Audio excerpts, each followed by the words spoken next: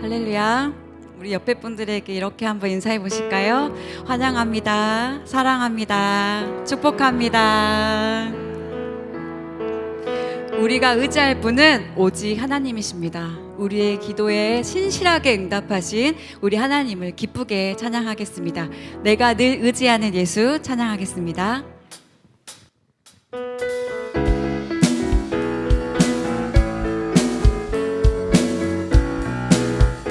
내가 늘 의지하는 예수, 내가 늘 의지하는 예수, 나의 상처 입은 심령을 불쌍하게 여기사 위로하여 주신 기쁘신 나의 주.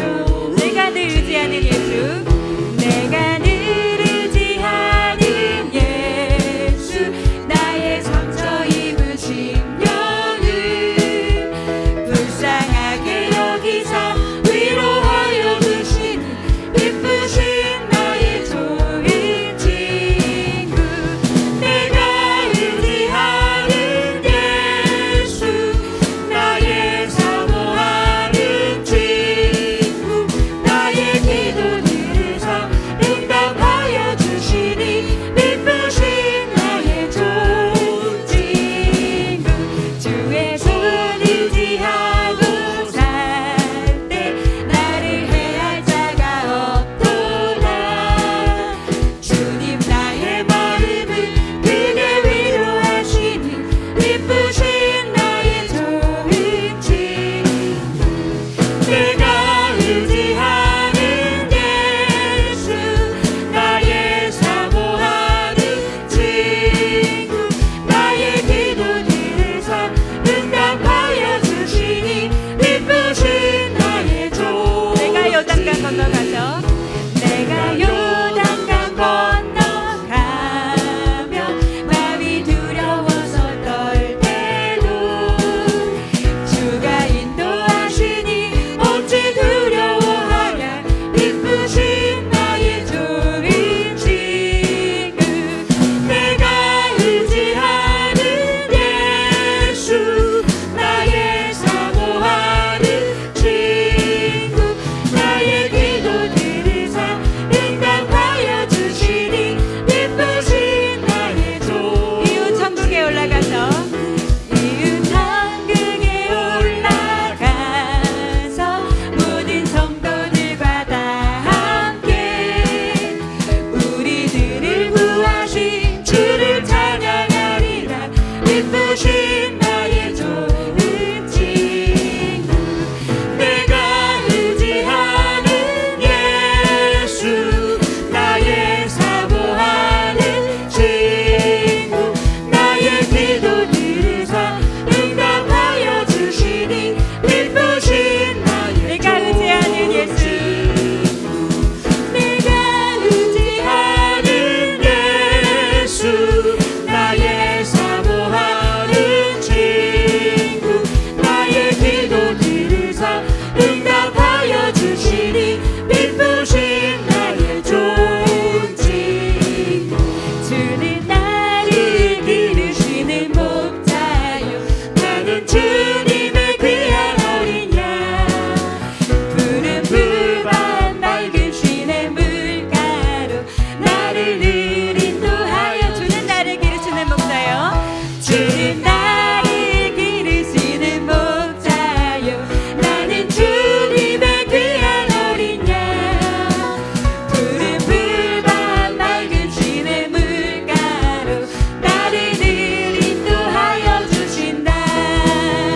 주는 나의 좋은 목자, 나는 그의 어린 양.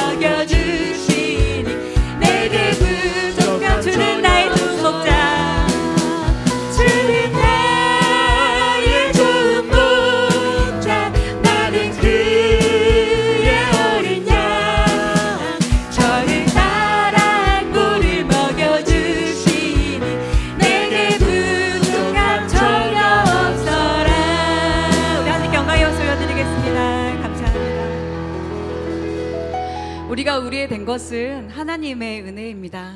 믿으십니까? 네, 아멘. 우리가 누리는 이 모든 것들이 하나님의 은혜임을 고백하면서 찬양하도록 하겠습니다. 내가 지금까지 지내온 것은 내가 지금까지 지내온 것은 주의 은혜라 주의 은혜라 지금까지 지내온 것은 내가 하나님의 자녀 된 것은 내가 하나님의 자녀 된 것은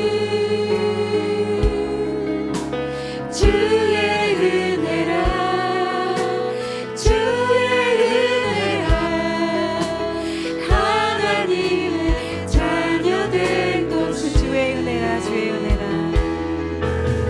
주의 은혜라 주의 은혜라 하나님의 자녀 된 것은 주의 은혜 주의 은혜라 주의 은혜라 하나님의 자녀 된 것은 내가 이 자리에 서 있는 것은 내가 이 자리에 서 있는 것은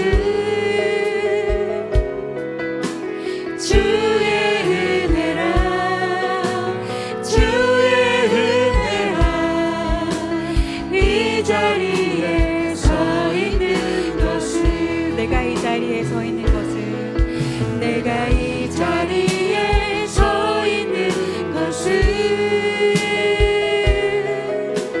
주의 은혜라 주의 은혜라 이 자리에 서 있는 것은 주의 은혜라 주의 은혜라 주의 은혜라 주의 은혜라 이 자리에 서 있는 것은 주의 은혜 주의 은혜라 주의 은혜라 이 자리에 서 우리 손 들고 찬양하겠습니다. 주의 은혜라 주의 은혜라 주의 은혜라 주의 은혜라 지금까지 지내온 것은 주의 은혜 주의 은혜라 주의 은혜라 지금까지 지내온 우리 목소리만 찬양하겠습니다. 주의 은혜라 주의 은혜라 주의 은혜라 주의 은혜라 하나님의 자녀 된 것은 주의 은혜라 주의 은혜라 하나님의 자녀 된 것은 주의 은혜라 주의 은혜라 주의 은혜라 주의 은혜라 이 자리에 서 있는 것은 주의 은혜 주의 은혜라 주의 은혜라 이 자리에 서 있는 것은 우리 함께 기도하기 원합니다. 늘 기도와 또 헌신하는 또 우리 권사님 되게 하시고 교회를 섬기는 우리 권사회가 되길 원합니다. 사랑으로 더욱더 뜨거워지고 또 섬기는 우리 권사회가 되게 주님 도와주시옵소서. 예배 가운데 함께하여 주시고 말씀으로 더욱더 강건해지길 원합니다. 우리 함께 통성으로 함께 기도하시겠습니다. 하나님 아버지 주님 이 시간 함께하여 주시옵소서. 우리 사랑으로 섬기고 아버지님 사랑으로 세워지는 우리 권사회가 되게 도와주시고 아버지 예배 가운데 함께하여 주셔서 말씀으로 굳건하게 세워지는 우리가 될 수 있도록 도와주시옵소서. 하나님 아버지 이 모든 것이 주님의 은혜임을 고백합니다. 주님 우리가 우리의 모든 것을 주님의 은혜로 아버지 주님의 은혜롭게 아버지 매일매일 감사하며 살아갈 수 있는 우리가 될 수 있도록 주여 인도하여 주시옵소서. 우리가 이 보배를 질그릇에 가졌으니 이는 심히 큰 능력이 하나님께 있고 우리에게 있지 아니함을 알게 하려 함이라. 우리가 사방으로 우겨쌈을 당하여도 쌓이지 아니하며 답답한 일을 당하여도 낙심하지 아니하며 박해를 받아도 버림받지 아니하며 거꾸러뜨림을 당하여도 망하지 아니하고 우리가 항상 예수의 죽음을 몸에 짊어짐은 예수의 생명이 또한 우리 몸에 나타나게 하려 함이라. 우리 살아있는 자가 항상 예수를 위하여 죽음에 넘겨짐은 예수님의 생명이 또한 우리 죽을 육체에 나타나게 하려 함이라. 아멘. 찬송 317장 하시겠습니다.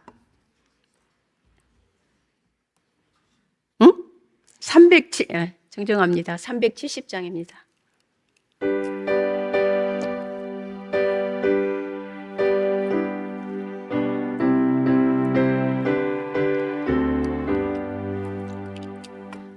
주 안에 있는 나에게 단 근심이 있으려 십자가 밑에 나가 내 짐을 풀었네. 주님을 찬송하면서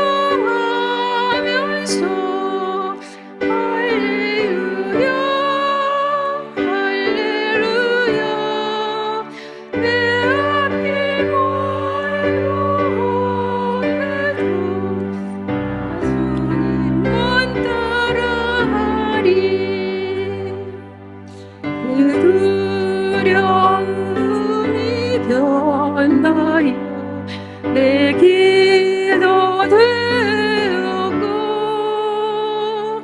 전날의 한숨 변하여 내 노래 되었네. 주님을 찬송하면서 할렐루야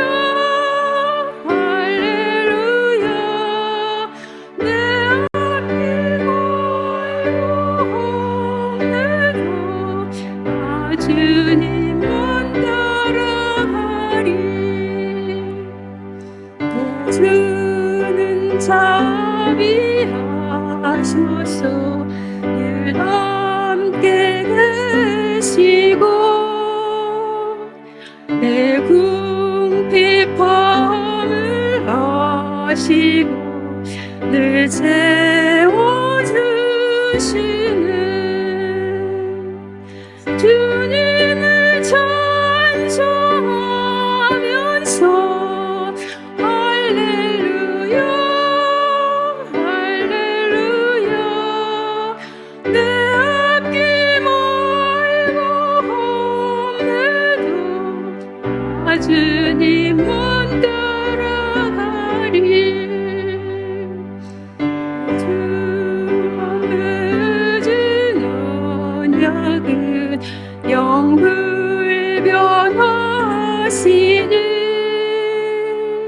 그 나라 가기까지는 늘 보호하시네. 주님을 찬송하면서 할렐루야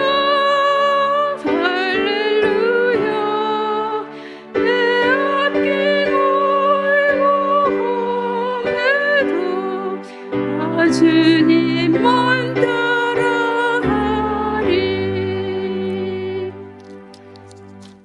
권사의 부회장으로 섬기는 정혜자 권사님 기도하시겠습니다.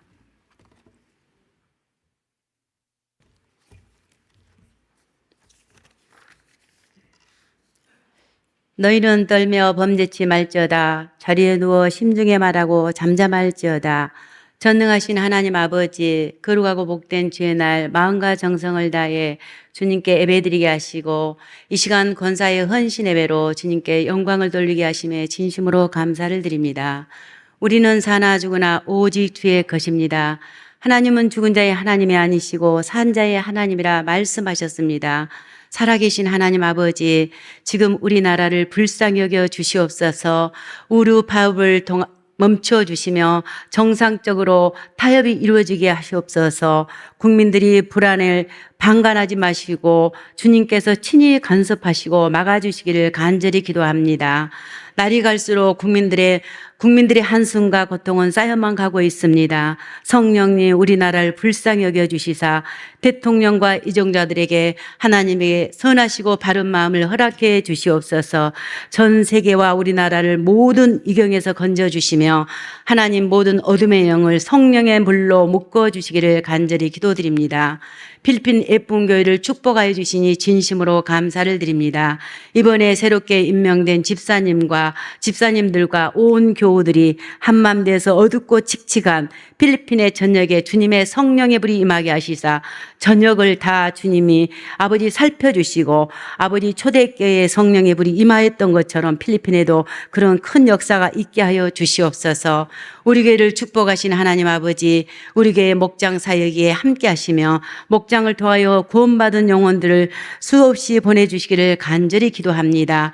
모이게 힘쓰며 전도와 기도하기에 힘쓰며 아버지 믿음의 지경을 넓혀가는 아름다운 목장들이 될 수 있도록 역사하여 주시옵소서. 어느덧 무더운 여름을 지나고 시원한 바람을 느끼는 9월의 둘째 주가 되었고 떠나라 가라 복이 되라는 표를 주셨지만 주어진 사명의 최선을 다하지 못했음을 주님 이 시간 고백합니다. 수많은 열매가 있었음에도 아직도 우리의 마음에는 안 찬 것처럼 주님께서도 그 아버지 하나님 넓이를 깨닫지 못하실 줄 믿습니다. 우리의 마음을 아신 주님, 아버지께서 우리를 살펴주시사 이 모든 일에 최선을 다할 수 있는 우리 동북교의 모든 아버지 하나님 지체들이 될 수 있도록 역사해 주시옵소서. 병상에서 몸이 불편하여서 신음하며 고통하는 우리 교우들에게 하나님의 치유의 역사심이 일어날 수 있기를 간절히 기도드립니다. 이 시간 권사의 헌신 예배를 통하여 아직도 가야 할 길이라는 제목으로 말씀을 전하실 때 성령께서 역사하여 주시고 우리가 정말 어떤 길을 가야 될 것인가, 내 길이 아닌 주님의 길을 온전히 붙잡고 주님의 십자가를 붙잡고 따라가는 우리 권사님들, 아버지 항상 성령 안에서 깨어 기도하는 권사님들 아버지 되게 하여 주시며 병든 자, 힘든 자, 공고한 자 아버지 돌아보는 권사님들, 또 영적으로 깨어있고 영적인 어머니 역할을 감당할 수 있는 그런 권사님들 아버지, 그래서 천국의 모형을 이룰 수 있는 아름다운 권사회가 될 수 있도록 성령 역사하여 주시옵소서. 이 모든 것 위에 주님께서 함께 하시며 주님의 통솔하심이 있을 수 있도록 역사해 주시기를 원합니다. 그리함으로 우리 동북교회가 순천에 죽어가는 영혼을 아버지 하나님 구원하는데 방주 역할을 감당할 수 있는 능력이 있는 교회로 사용하여 주옵소서. 순천을 순천되게 하는데 초석이 될 수 있도록 역사하여 주시옵소서. 이 시간 단위에 세우신 아버지 이은성 목사님께 영육간에 강건하게 해주시고 늘 축복의 말씀으로 가득 넘치게 역사해 주시옵소서. 우리를 구원하신 우리 주 예수 그리스도 이름으로 간절히 기도드리옵나이다. 아멘. 권사의 서기로 수고하시는 김숙효 권사님 성경 봉독해 주시겠습니다. 하나님의 말씀은 누가복음 3장 1절에서 6절 말씀입니다. 디베로 황제가 통치한 지 15해 곧 본디오 빌라도가 유대의 총독으로 헤롯이 갈릴리의 분봉왕으로 그 동생 빌립이 이두레와 드라고니 지방의 분봉왕으로 루사니아가 아빌레네의 분봉왕으로 안나스와 가야바가 대제사장으로 있을 때에 하나님의 말씀이 빈들에서 사가랴의 아들 요한에게 임한지라. 요한이 요단강 부근 각처에 와서 제3을 받게 하는 회개의 세례를 전파하니 선지자 이사야의 책에 쓴 바 광야에서 외치는 자의 소리가 있어 이르되 너희는 주의 길을 준비하라. 그의 오실 길을 곧게 하라. 모든 골짜기가 메워지고 모든 산과 작은 산이 낮아지고 굽은 것이 곧아지고 험한 길이 평탄하여질 것이요 모든 육체가 하나님의 구원하심을 보리라 함과 같으니라. 아멘. 권사회원들 나오셔서 특송 읽겠습니다.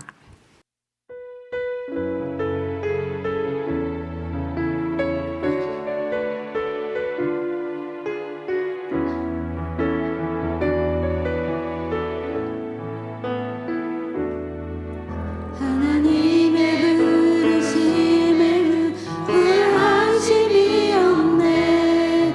내가 이 자리에서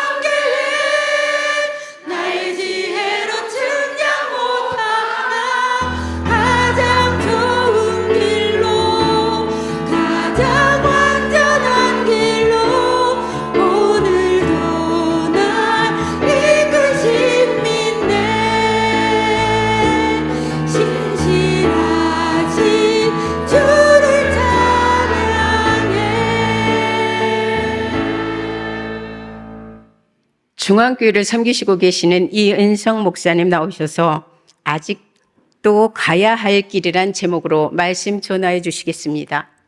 할렐루야. 오늘 찬양 팀의 찬양과 또 방금 권사님들의 찬양 속에 하나님이 여기까지 저를 세우시고 또 제가 여기에 서게 하신 것이 하나님의 은혜다, 또 하나님의 부르심이다. 여러분에게도 주신 말씀인데 왜 나를 동부교회로 또 이렇게 세우셨을까? 훌륭한 우리 이정환 목사님 계시는데 그런 생각이 들면서도 하나님이 세우셨다는 확신 속에서 말씀 전할 수 있게 되어서 너무 감사를 드립니다. 저는 옆 동네에 사는 순천중앙교회 이은성 목사입니다. 특별히 하나님 나라의 비전에 꿈을 갖고서 교회를 세워가시고 또 세상을 세워가시는 건강하고 행복한 교회, 우리 동부교회에서 말씀 전하게 하심을 너무 감사를 드리고요. 앞으로도 동부교회가 우리 권사님들의 헌신을 통해서 더욱더 굳건히 세워지는 그런 은혜가 있을 줄로 믿습니다. 여러분 서로 잘 아시겠지만 저 인사를 참 좋아합니다. 그래서 어려서부터 인사성 밝으면 성공할 수 있다 그런 말을 많이 들어서 교회도 그런 것 같습니다. 인사 잘하면 성공할 수 있는 것 같아요. 그래서 우리 옆에 분에게 이렇게 한번 인사하겠습니다. 당신은 한국에 있기는 아깝습니다. 이렇게 한번 인사하겠습니다. 역시나 한국이 그렇게 안 좋으십니까? 우리 한국이 제일 좋은 나라인 줄로 믿습니다. 그러나 하나님께서 특별히 실력과 인격을 겸비해서 이 자리에 있기는 아까운 분들을 그렇게 먼 데 있던 여러분들을 그리스도의 피로 가깝게 하시고 또 한 교회로 묶으시고 오늘도 그곳 가운데 권사님들은 헌신으로 함께 성도님들은 한 마음을 다해서 하나님의 뜻을 이룰 수 있는 능력의 교회로 우리 동부교회를 세우신 줄로 믿습니다. 무엇보다 여러분들이 감사하고 자부심을 가져야 할 것은 뭐냐? 우리 동부교회 제가 홈페이지 보니까요. 기도하는 교회더라고요. 기도하는 교회. 저도 참 부족하지만 기도 안 할 것처럼 생겼죠. 근데 기도 참 좋아합니다. 물론 예전보다 좀 바쁘다는 핑계가 있긴 하지만 기도하는 교회가 정말 살아있는 교회인 줄로 믿습니다. 기도학교 계속 해오셨고 기도의 미천을 가지고서 사역해온 우리 동부교회는 아마도 하나님께서 그 기도의 미천에 흔들림 없는 바탕으로 여러분이 꿈꾸시는 이상으로 하나님의 역사를 이루는 그런 미래를 분명코 주실 줄로 믿습니다. 오늘 권사의 헌신 예배를 하시지만 기도하지 않고서 진정한 의미의 헌신을 할 수가 없습니다. 예수님께서도 말씀하셨습니다. 기도 외에는 다른 누가 나아갈 수 없다. 예수님의 말씀이에요. 기도하지 않고는 하나님의 능력을 이룰 수 있는 길이 없다라는 거예요. 모든 주님의 일들은 기도 외에는 능력이 나올 수 없기 때문에 기도 없이 권사의 직분을 감당한다라는 거, 그것은 있을 수가 없어요. 그래서 내가 권사다. 그런데 여러분 특별히 기도하지 않은 권사님은 권사라 말할 수가 없는 거예요. 왜요? 예수님이 말씀하셨잖아요. 기도 외에는. 근데 그 능력을 얻을 길을 여러분이 가지 않는데 어떻게 권사의 직분을 감당하겠습니까? 그런 의미에서 우리 동부교회는 기도하는 교회, 기도로 똘똘 뭉쳐있는 교회이기 때문에 하나님의 크신 역사를 이루고도 남음이 있는 줄로 믿습니다. 우리 불철주야 성도들을 위해 교회를 위해서 기도하시는 우리 이정환 목사님과 여러분 영으로 하나 되셔서 우리 성도 하나하나 기도의 탑을 쌓고 기도의 공력을 쌓고 또 기도의 바탕 안에서 주님의 일들을 이루시는 그런 동부교회가 앞으로도 되게 될 줄로 믿습니다. 오늘 특별히 헌신 예배로 드려지고 있는데요. 오늘 동부교회는 제가 보니까 아까 그 권사님들 나오셔서 찬양하는 거 보니까 화면이 얼마나 멋진지요. 꽉 하얀색 옷 천사 같은 분들이 가득 찬 그 사진 한 장이 정말 우리 동부교회를 보여주는 것 같다. 하얀색 옷으로 입고 오셨어요. 근데 오늘날 이 헌신 예배, 참 헌신 예배를 보면 헌신이 형식화되어 있는 것을 볼 수가 있습니다. 여러분 이 헌신 예배를 위해서 얼만큼 기도하셨고 하나님 앞에 어떤 마음으로 지금 헌신을 올려드리고 계십니까? 헌신 예배 때가 돌아오면 우선 모이기라도 하시니 감사하다. 모이는 것만으로도 감사하다는 거예요. 어디 전화 걸고 이렇게 해가지고 모이기만 해도 고마워. 오늘날 이런 시절이 되었어요. 그러면서 함께 특송을 준비하는데 적절하게 아는 찬양 골라서 한두 번 불러보고 특송이라고 해요. 여러분 특송은 특별한 찬송이잖아요. 그렇죠? 자, 오늘 하나님의 부르심, 후회함 없는 부르심 가운데 권사로서 우리를 부르셔 주셨기 때문에 우리가 그 직분을 생명 다해 감당하겠습니다. 여러분의 생명 다한 우리 권사님들의 고백인 줄로 믿습니다. 근데 이 특성을 할 때도 헌신 예배가 형식화가 돼서 그냥 아는 찬양 골라서 한두 번 부르고 특성이라고 해요. 많은 교회들의 헌신 예배가 형식화되어 가고 있다는 것입니다. 잔치집에 특별한 음식이라고 차려놨다면 아마 평소에 먹지 않은 귀한 음식 아니면 대단한 셰프가 해놓은 뭐 그런 음식, 그런 것을 특별 메뉴라고 할 수 있지 않겠습니까? 하나님 앞에 특성이래요. 특별한 메뉴를 올려드려요. 그런데 특별한 마음이 그곳 가운데 없어요. 고백이 그곳 가운데 없어요. 그러면서 특성이래요. 그러니까 예를 들면 찬송을 가지고도 말씀을 드리는 것입니다. 이것은 예배만 아니라 모든 헌신의 자리가 그렇습니다. 여러분, 헌신은 반드시 희생이 있어야 될 줄로 믿습니다. 오늘 우리 헌신 예배에 뭘 얼만큼 희생했느냐는 거예요.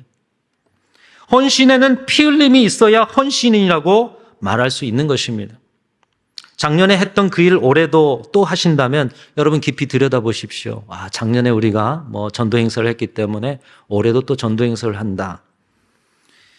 작년에 했던 일 올해도 한다면 여러분 때로는 그 일이 똑같이 하고는 있지만 헌신이 아닐 수도 있습니다.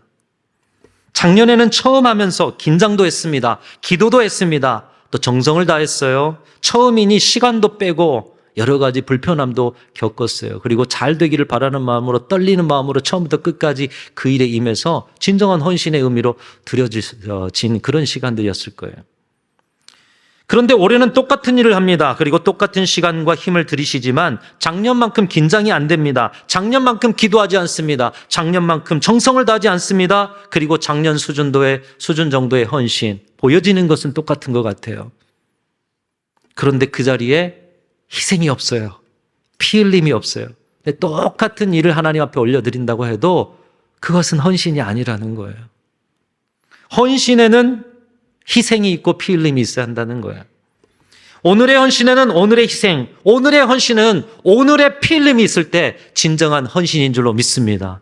그래서 살아있는 제물, 하나님 앞에 산제물로 드려지는 그 헌신, 피 흘림이 있고 희생이 있다는 것이죠. 오늘 이 헌신 예배를 통해서 우리 권사님들과 또 모든 직분자들 함께 결단하실 수 있기를 바랍니다. 진정 헌신을 하고 싶으시다면 여러분이 세운 기준과 경계를 다 깨뜨리셔야 한다는 거예요. 내가 해오던 만큼 정도 깨뜨리셔야 합니다. 다른 사람보다 조금 낫다고 할 정도 깨뜨리셔야 하는 거예요.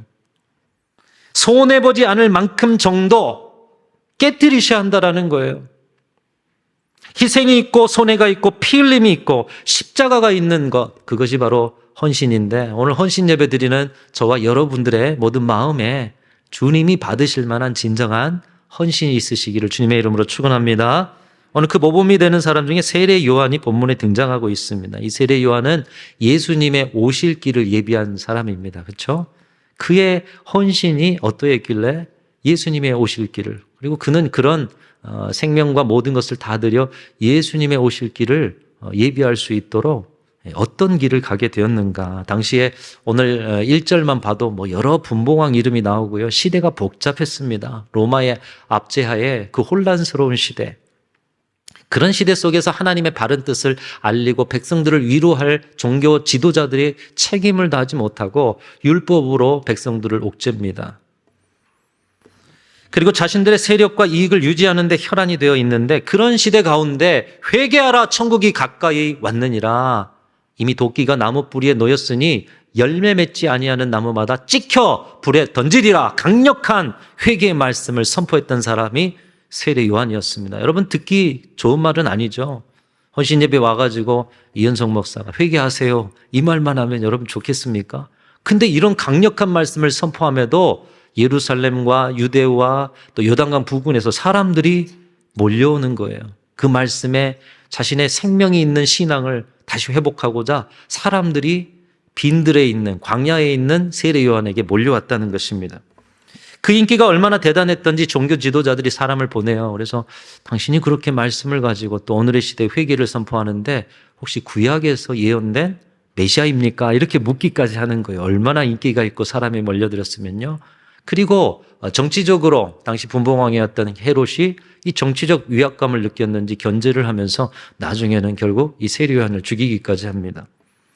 세례요한은 광야에서 낙타 털옷을 입고 허리에 가죽띠를 띠고 메뚜기와 석청을 먹어요. 이것은 한편으로는 문명의 혜택을 받지 않은 채로 불편하고 힘든 생활을 감수했다라는 얘기가 되는 것이죠.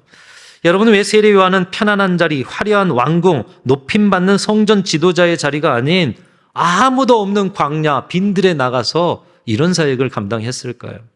그 이유를 요한복음 1장 23절에 이렇게 말씀합니다. 이르되 나는 선지자 이사야의 말과 같이 주의 길을 곧게 하라고 광야에서 외치는 자의 소리로라 하니라, 이렇게 말씀하고 있어요. 여러분 많이 들어보셨죠? 세례요한은 자기를 소리라고 이야기하는 거예요. 소리. 여러분 지금 제가 이제 말씀 전파하면 소리가 들리시죠? 소리가 한번 들리고 나면 있어요, 없어요? 사라지고 마는 것이잖아요. 그렇죠? 나는 소리다 무슨 말이에요? 나는 뭔가를 전달하고 이후에는 사라져 없어질 존재라는 것을 세례요한은 분명히 알고 있었습니다. 그런 정체성을 가지고 광야에서 빈들에서 사역을 했다라는 것입니다. 그런 정체성, 겸손함을 가지기 위해 주께서 빈들에서 역사하시면서 너는 소리야. 너는 내용이 아니야, 소리야. 사랑하는 우리 권사님들, 여러분의 내용은 오직 예수 그리스도만 여러분의 인생과 직분과 헌신의 내용이 되시기를 축복합니다. 그리고 여러분은 소리가 되십시오. 예수를 외치고 주님의 뜻을 외치고 주님의 일들을 위해서 헌신하시고 나서는 있다가 사라질 그런 세례 요한과 같은 나는 소리다라는 정체성을 가지고 섬기시기를 바랍니다. 이 광야에서 세례 요한이 사역을 한 이유가 이런 것 아니었을까? 이곳에서 겸손의 훈련을 받습니다. 낮아짐의 훈련을 받습니다. 왕궁에 갈 수 있어요. 인기를 누릴 수 있어요. 근데 다 내려놓고 나는 소리다. 광야를 통해서 자신이 메시아의 길을 예비하는 소리일 뿐, 자신의 그 마음을 훈련하는 훈련의 장으로서 세례 요한은 광야를 택했던 것입니다. 빈들에서 잠깐 내용을 전달하고 사라지는 소리로 그렇게 세례 요한은 살면서 예수님 오실 길을 예비한 사람으로 살았습니다. 우리 권사님들과 모든 우리 성도님, 저와 여러분의 사명은 오늘의 이 시대에도 예수님의 오실 길이 되어지는 것인 줄로 믿습니다. 그러기 위해서 우리가 소리가 되어야 한다는 거예요. 우리도 주님 앞에 부름받아서 진정한 헌신으로 나아가기 위해서 세례 요한처럼 빈들로 광야로 나아가야 한다는 거예요. 나도 모르게 솟아오르는 교만과 나도 모르게 높아지려는 마음과 나도 모르게 인기를 나의 것으로 차지하려는 그 마음을 내려놓고 불편함이 있고 힘겨움이 있어도 나는 예수님의 오실 길을 예비하는 예수가 내용이고 나는 그냥 지나가고 없어지는 소리일 뿐. 여러분 그것을 위해서 광야로 나아가셔야 한다는 거예요. 빈들로 나아가셔야 한다는 거예요. 오늘 귀한 권사님들 그리고 모든 직분자, 사명자들은 끊임없이 광야로 빈들로 여러분 자신을 내모실 수 있기를 주님의 이름으로 축원합니다. 편안한 자리가 아니라요. 광야로 여러분을 내모셔야 돼요. 그래야 훈련이 되어지고 더 성장하고 성숙될 수가 있는 것입니다. 여러분 오늘날 신앙인들이 병들고 무기력하고 하나님의 능력을 경험하지 못하고 교회가 하나님 나라가 되지 못하고 예수 외에 다른 소리가 들리는 이유가 무엇인지 아십니까? 광야로 나아가지 않아요. 빈들로 나아가지 않아요. 왕궁에 있어요. 편안한 자리에 있어요. 이 정도면 됐다라고 그냥 멈춰 있어요. 이미 나는 완성된 신앙인, 더 이상 배울 것이 없고 성장할 것이 없고 성숙할 것이 없는 다 갖춘 신앙이라는 교만이 자리 잡고 있기 때문이라는 거예요. 능력이 없는 이유, 여러분 능력은 우리 하나님이신 줄로 믿습니다. 하나님이 우리 가운데 역사해야 능력이 나타나는데 능력이 없어요. 왜요? 하나님의 역사가 없으니. 왜 역사가 없습니까? 나는 이미 다 갖춘 사람이에요. 하나님이 역사할 필요가 없어요. 하나님의 능력이 나타나지 않는 것이죠. 그냥 나의 수고, 나의 노력, 나의 힘씀, 그러다 보니 신앙생활이 힘들어요. 그리고 나의 공로가 앞서게 되는 것이죠. 그러니까 오늘날 신앙인들에게 능력이 없는 이유는 나는 완성된 신앙인이다. 자신도 모르게 그런 마음이 있는 거예요. 여러분 어떠십니까? 저와 여러분은 끊임없이 오늘도 부족하여 그리스도를 닮아가고 그리스도의 장성한 분량까지 성장해 가야 할, 오늘도 계속해서 표대를 향해서 달려가야 할 그런 부족한 자들인 줄로 믿습니다. 완성된 자들이 아니에요. 그래서 우리는 광야로 나아가야 돼요. 빈들로 나아가야 돼요. 나의 존재가 부족함을 깨달을 수 있는 그 광야로 나아가야 한다는 것입니다. 강원도 대관령에 횡계에 가면 황태덕장이라고 있습니다. 거기서 나온 황태가 최상급 황태라고 들었습니다. 황태가 맛있기 위해서는 이 횡계의 자연 지리적 조건이 중요한데 이 일교차가 아주 심하다는 거예요. 그래서 겨울 밤에는 이 횡계라는 곳에 온도가 영하 30도까지도 내려간다는 거예요. 근데 낮의 온도는 또 높다는 거예요. 그래서 일교차가 아주 심해서 얼렸다가 풀렸다가 봄까지 계속해서 반복해서 이 황태가 얼었다가 녹았다가 이렇게 하다 보니까 그 육질이 좋아지고 최상급 황태가 된다라고 합니다. 혹독한 비바람을 맞고 혹독한 시련이 있은 후에 최상급이 된다는 것이죠. 우리 신앙도 그렇습니다. 광야에서 우리 자신을 세워 계속 훈련하고 계속 진일보시킬 때 우리의 신앙도 최상급의 하나님의 작품이 되어지는 것이에요. 우리 동부교회는 여러분 자신을 늘 광야로 빈들에 세우시는 분들이 되셔서 하나님이 보실 때, 야, 최상급의 교회, 최상급의 성도와 직분자들이 있는 교회다. 여러분 인정받으시기를 축복합니다. 그래서 하나님께서 그런 최상급의 사람을 만들어 쓰시기 위해서 보내신 곳이 바로 광야요 빈들이라는 것이에요. 여러분, 이 일에 있어서는 예수님도 예외가 없었습니다. 예수님이 40일 공생에 시작하기 전에 어디로 가셨어요? 광야로 가시지 않았습니까? 그렇죠? 광야에서 시험 받으셨잖아요. 이스라엘 백성들이 가나안 약속의 땅 가기 전에 어디에서 40년간 헤맸습니까? 광야에서 헤맸어요. 여러분, 모세가 왕자가 된 왕자로 40년 산 이후에 미디안 광야에서 또 40년을 보냈고요. 사도 바울도 예수 믿고 회심한 후에 사도들을 만나기 전에 먼저 광야로 갔다. 이런 이야기가 있죠. 오늘 세례 요한도 그렇습니다.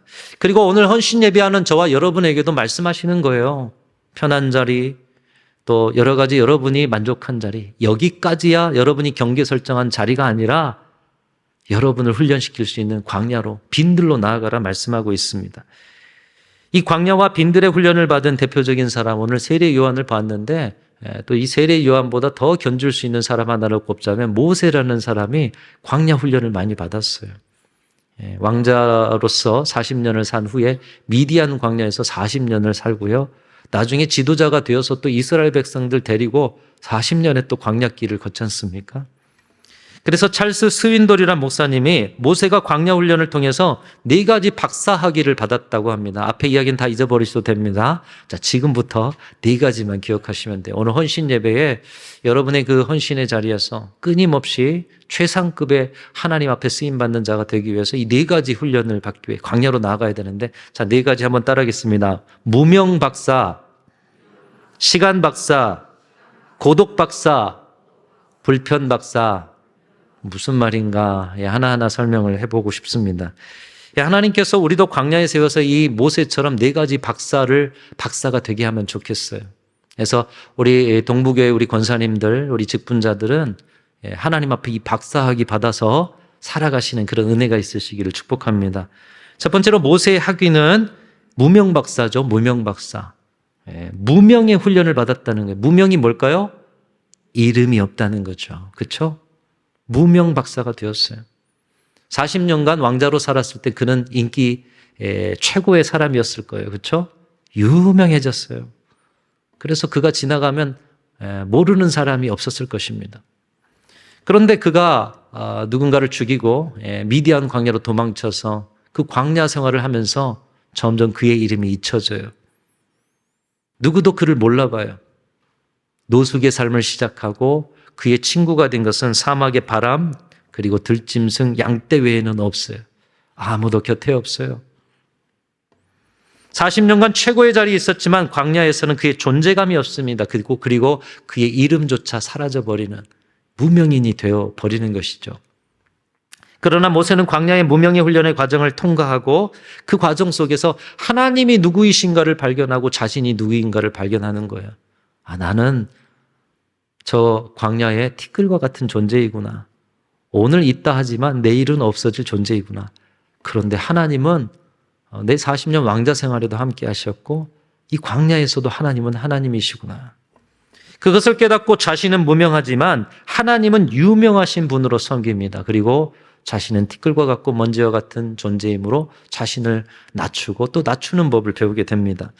여러분, 이 무명의 훈련, 낮아짐의 훈련은 출애굽 후 광야 40년 여정에서 지도자인 그가 늘 하나님 앞에 엎드리면서 그 불평하고 원망하는 백성들이 있을지라도 하나님 앞에 무릎으로 엎드려 무명의 하나님의 백성으로 살아가는 힘이 되었던 것입니다.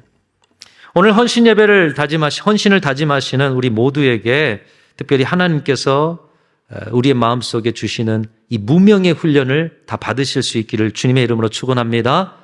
헌신의 자리에서 여러분 이름이 없으셔야 돼요. 빛이 없으셔야 돼요. 오직 여러분을 통해 예수 그리스도만 나타나는 그런 은혜가 있으시기를 축복합니다. 그런데 우리가 무명일 때 하나님은 우리 이름을 잊어버리실까요? 하나님은 여러분을 기억하신다는 거예요. 세상 모든 사람이 기억해도요, 그들이 이 땅을 떠나면 여러분의 이름 기억하지 않아요. 근데 세상 모든 사람들이 기억하지 않아도 하나님의 가슴 속에 새겨진 여러분의 이름은 영원할 줄로 믿습니다. 그러니까 세상에 대해서 무명하셔도 돼요. 특별히 헌신의 자리에서 이름도 없이 빛도 없이 오늘 이 무명의 훈련 잘 받으셔서 이 무명의 박사들이 다 되시기를 주님의 이름으로 축원합니다. 두 번째로 모세하기는 시간 박사라고 말씀드렸습니다. 시간의 훈련을 잘 받아서 이 시간을 통해서 하나님께 영광 돌리는 법을 배웠습니다. 시간 박사라고 해서 스티븐 코비나 이런 사람들처럼 시간 관리를 잘했다 이런 말이 아닙니다. 인생에 허락하신 그 하나님이 주신 이 시간에 대한 지혜가 생겨나서 우리 날 계수하는 지혜, 우리 인생의 시간을 잘 지혜롭게 세월을 아끼는 지혜, 바로 이 지혜를 모세는 광야를 통해서 배웠습니다. 40년의 광야의 오랜 기다림 속에서 모세는 인생의 시간이 허망함, 그러나 하나님의 시간은 영원함, 그리고 그 시간의 주인이 하나님이신 것을 그는 깨달았습니다. 여러분, 모세가 40년 미디안 광야 생활을 했지만 생각해보면 모세의 인생에서 가장 중요하고 귀중한 시간들 아니었겠습니까? 40세부터 80세까지 하면 정말 그의 인생의 황금기였습니다. 근데 그 40년을 미디안 광야에서 언제 끝날지도 모르는 이 광야 생활을 계속했던 것이죠. 그는 그런 생활 속에서 하나님께서 때가 차니 그에게 찾아오셔서 민족의 지도자로 세우시고 새로운 시간으로 인도하시는 그런 은혜를 입게 됩니다. 여러분, 이 시간의 훈련을 받은 모세가 이 시간의 훈련의 그 열매를 어디에서 보느냐? 광야 40년의 방황을 마치고 드디어 약속의 땅 가나안이 바라보이는 그곳에서 이 시간 훈련의 열매가 보이게 됩니다. 광야 40년의 방황을 마치고 저 멀리 가나안 땅이 보이는 거예요. 저 요단강만 건너면 가나안 땅에 갈 수가 있는 거예요. 이스라엘 백성들에게도 꿈이었지만 자신도 아브라함 때부터 약속하신 그 땅 아닙니까? 지도자들을 이끌고 갔던 지도자로서 이스라엘 백성을 이끌고 왔던 그 땅 아닙니까? 자신도 얼마나 가고 싶었겠어요. 그 모압 평지에서 이스라엘 백성들에게 설교를 하고 자신도 가고 싶어서 그 마음속에 있지만 하나님께서 뭐라고 말씀하시느냐? 너의 시간은 여기까지다 말씀하시는 거예요. 하나님의 말씀에 아직도 기력이 왕성함에도 노역을 부리지 않고 비스가산 속으로 들어가면서 생애의 마지막을 받아들이며 순종할 수 있었던 것은 그가 광야에서 시간의 훈련, 시간의 주인이 누구셔요? 하나님. 하나님이 너의 인생, 너의 사명은 여기까지다. 여러분, 여러분에게 하나님이 너의 사명은 아직도 남아있다. 아니, 너의 사명은 여기까지다. 네가 이 부서에서 수고하는 것은 여기까지고 다른 부서에서 그 사역을 시작해야겠다. 여러분, 하나님의 음성이 들려올 때 시간 박사들이 되어서 또 하나님을 기쁘시게 해드리고 합력하여 선을 이루시기를 주님의 이름으로 축원합니다. 세 번째로 모세하기는 고독의 훈련을 통한 고독 박사였다. 고독한 사람, 고독 박사. 광야를 살아갈 때는요, 대화할 상대가 없는 거죠. 아까도 말씀드렸지만 사막의 바람, 또 양떼, 들짐승, 사람이 별로 없어요. 그러다 보니 고독합니다. 여러분, 고독하고 외로울 때 시작되는 것이 있어요. 가장 먼저는 자신과의 대화가 시작되는 거예요. 그리고 그 대화 속에서 자신이 누구인가를 깨달으면서 하나님과의 대화가 시작되는 것입니다. 그래서 모세는 광야에서 그동안 여러 일들 가운데 대화하지 못했던 자신과 대화를 시작하고요. 또 하나님을 고독하게 했던 그런 인생의 자리에서 하나님과의 대화를 시작하는 그런 복된 사람, 하나님과의 진정한 만남을 시작하는 사람이 되었던 것입니다. 여러분도 광야로 나가고 빈들에 나아가서 가장 먼저는 하나님과의 대화가 깊이 있게 시작되는 그런 은혜가 있으시기를 축복합니다. 그래서 세 번째는 이 고독의 박사. 자, 첫 번째는 무슨 박사요? 네, 무명의 박사. 두 번째로는 시간의 박사. 세 번째로는 고독의 박사. 자, 마지막으로 네 번째로는 불편. 광야는 불편하죠. 이 불편의 훈련을 통해서 불편 박사가 되었다는 것이죠. 여러분, 요즘 얼마나 편리하고 좋은 세상인지 모르겠습니다. 근데 광야 한 번 정도 가보셨겠지만 먼지밖에 없어요. 생명체가 살아갈 수 없어요. 근데 그런 곳에서 삶을 이어갈 때 얼마나 힘들었겠습니까? 광야의 거친 환경의 불편함, 그러나 그 불편함이 그의 영성과 또 육적으로 모든 것을 연단시키는 환경이 되었다는 것입니다. 시편 84편 10절에 보면 여러분 잘 아시는 말씀이 있습니다. 주의 궁정에서 한 날이 다른 곳에서의 첫날보다 나은즉 악인의 장막에 사는 것보다 내 하나님의 성전 문지기로 있는 것이 좋사오니 여호와 하나님은 해요 방패시라. 여러분, 성전 문지기가 뭐가 좋을까요? 성전에서 뭐 제사장과 높임받는 사람의 자리가 좋지 무슨 성전 문지기가 좋아요. 좋고 넓고 편하고 좋은 집에 사는 것이 하나님 앞에 복받은 것 아닙니까? 뭐 그런 곳이 좋지. 아니, 성전의 문지기, 사람들 왔다 갔다 하면서. 대궐에 살아도 여러분, 그러나 하나님이 계시지 않으면 여러분 대궐은 행복한 곳이 아닌 줄로 믿습니다. 그러나 성전의 문지기로 삶을 살아도 하나님이 계시면 여러분 그 인생 복된 인생인 줄로 믿습니다. 편리하지도 넉넉하지도 않고 불편하더라도 하나님이 내 인생에 계심에 나는 행복합니다. 여러분, 이 시편 84편의 이 고백을 하는 이 사람을 하나님은 얼마나 기뻐하셨겠습니까? 모세가 광야를 통해서 이 불편함의 훈련을 통해서 깨달은 바가 그것이에요. 내가 광야를 살아도 이 광야에 나와 하나님이 함께 하시니 나는 광야에서도 행복하다라는 거예요. 그래서 이 불편의 박사가 되는 거예요. 오늘날 많은 그리스도인들은 시설이 좋고 시스템이 좋고 자신을 터치하지 않는 그런 불편하지 않는 교회를 원합니다. 혹시 동부교회 안에도 그러십니까? 우리 교회는 이게 좀 그래. 다른 교회는 이런 부분이 그런데. 여러분, 불편하십시오. 중요한 것은 하나님이 계시느냐는 거예요. 쉬고 싶은 주말에 종교적 위로받는 그 이상의 신앙생활은 불편하다는 거예요. 그리고 공동체로 들어오지 않아요. 개인 신앙생활 예배만 드리고 가버려요. 여러분, 조금만 불편하게 하면 금세 불평이 생겨납니다. 그리고 심지어는 헌신하는 자리에서도 좀 편한 헌신을 택하려고 애를 써요. 여러분, 근데 헌신에 편한 게 있습니까? 얼마만큼 편해야 헌신이 편할 수가 있을까요? 나를 산제물로 드리는 자리에 여러분 얼마만큼 편해야 적절하게 산제물도 되고 또 편하기도 하겠습니까? 그러나 여러분, 주님 앞에 산제물이 되어서 드려지는 자리, 죽어지는 자리에는 적절한 자리가 없어요. 완전히 죽어져야 하는 것이죠. 산제물 대신 예수님은 영광의 보좌를 버리고 이 땅에 불완전한 인간의 몸을 입고 오셔서 산채로 십자가에 달려 제물이 되셨습니다. 여러분, 헌신은 바로 그런 거예요. 산제물이 되는 거예요. 불편해지는 거예요. 오늘 헌신을 다짐하는 권사님들과 모든 성도님들 신앙생활 속에서 여러분 하나님의 그 기뻐하시는 헌신으로 나가기 위해서 불편을 감수하실 수 있는 은혜가 있으시기를 축복합니다.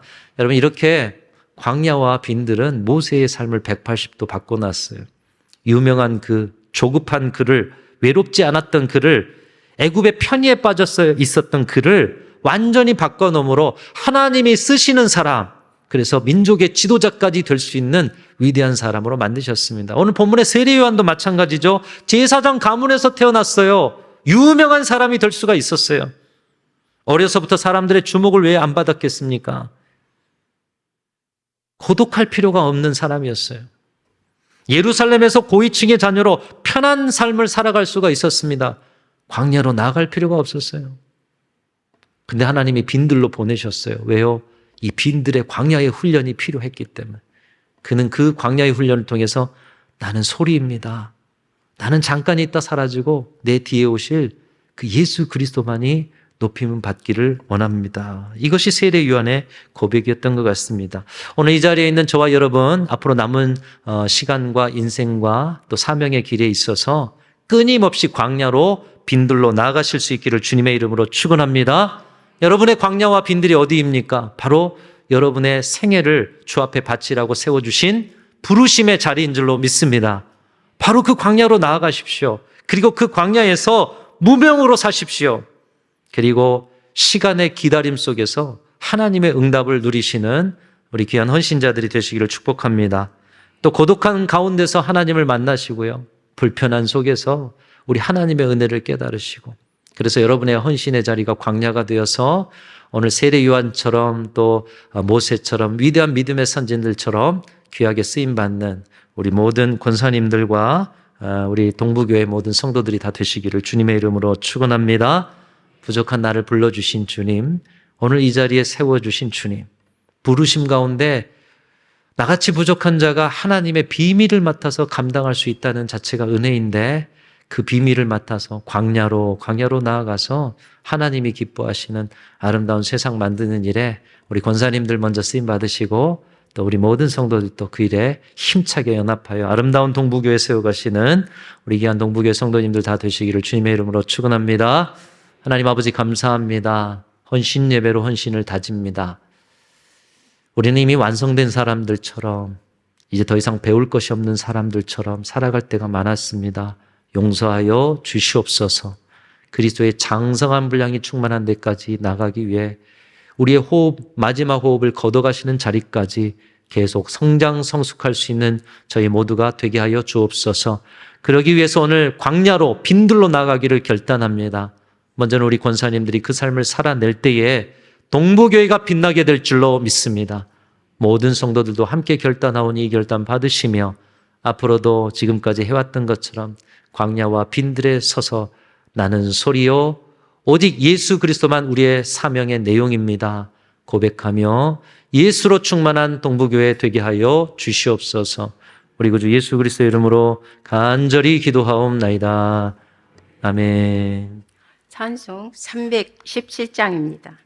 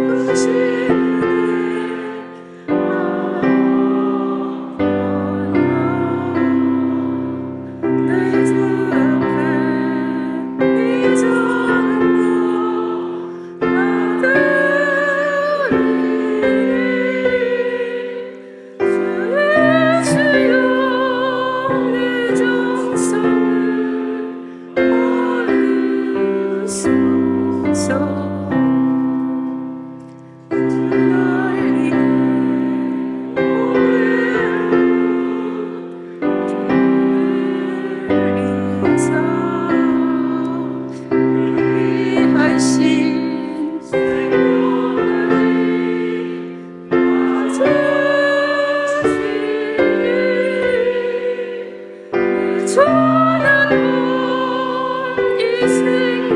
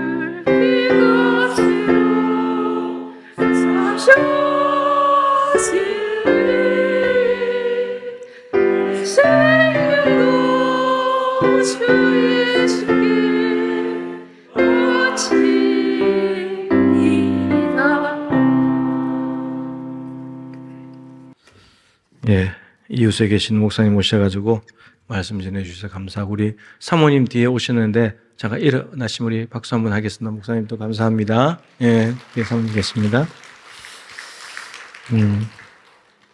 예, 다음 주에 추석 명절 예배가 있습니다. 10시 연합 예배로 드립니다. 자녀들과 함께 오시면 되겠습니다. 이 예배 후에 재직회 또 마을장, 부마을장, 목자 모임 계속 이어서 모이도록 하겠습니다. 치학교 2학기 개학 화요일에 있겠습니다. 내일부터 교육자 정책 세미나를 위해서 기도해 주시기 바랍니다. 황문굴 집사님 내일 발연 예식이 8시 30분에 순천의료원 장례식장에서 있겠습니다. 교회로 오실 분들은 8시 20분까지 교회로 오시길 바랍니다. 이 시간에 우리 한번 권사님들을 위해서 기도하고 마치도록 하겠습니다. 우리 권사님들 기도의 어머니들이십니다. 요즘 한국 교회 안에 기도를 하려고 애쓰는 교회들이 많이 이렇게 보이더라고요. 수영로 교회도 이제 금요 철야 이렇게 세미나라가 해가지고 정말 금요일부터 토요일 새벽까지 실제로 하는 강사들 모시고 기도하는 그런 모임들도 생겨나고 있고, 곳곳에 기도의 불을 지피기 위해서 몸부림치는 교회들이 있더라고요. 그래서 우리 교회도 기도하는 교회가 되고, 특별히 권사님들 기도의 어머니로서 기도의 자리를, 골방을 잘 지켜나가고, 정말 오늘 말씀대로 몸된 교회에 귀한 박사들이 많이 생겨나서 교회가 윤택하게 되고 하나님께 영광 돌리면 좋겠습니다.